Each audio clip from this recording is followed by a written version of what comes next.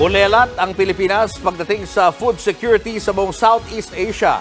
Ang tungod dyan ng gobyerno ang pinalawig na food stamp program. Nasa frontline ng balitang yan si JC Cosico.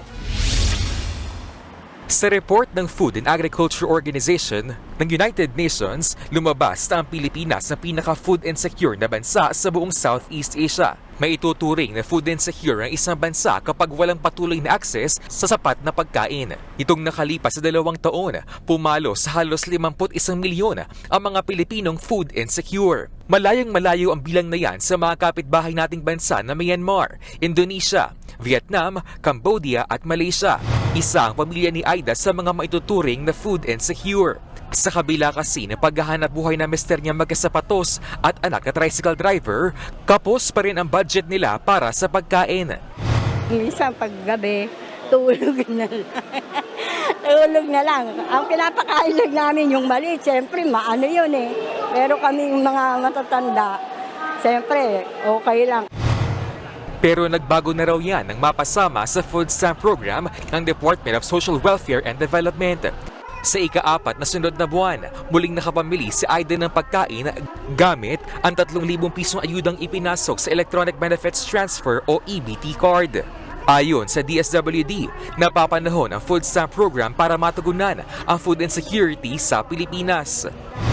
This is a wake-up call to the government, we believe, to work doubly hard to address the food insecurity in our country.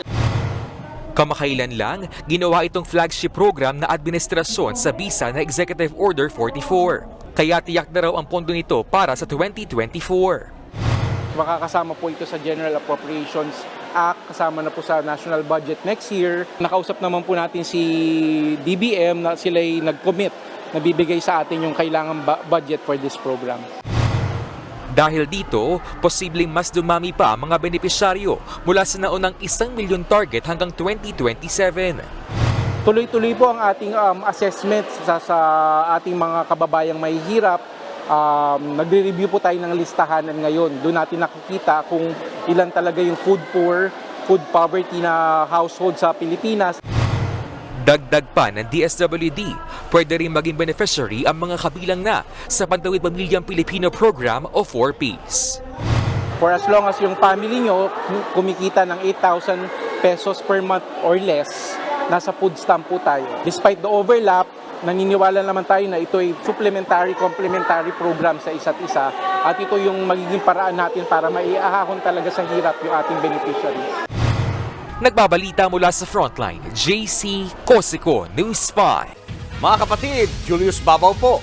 Huwag maging huli at maging una sa lahat ng balitaan. Para sa tuloy-tuloy na talakayan sa Frontline, mag-follow at mag-subscribe sa social media pages ng News 5.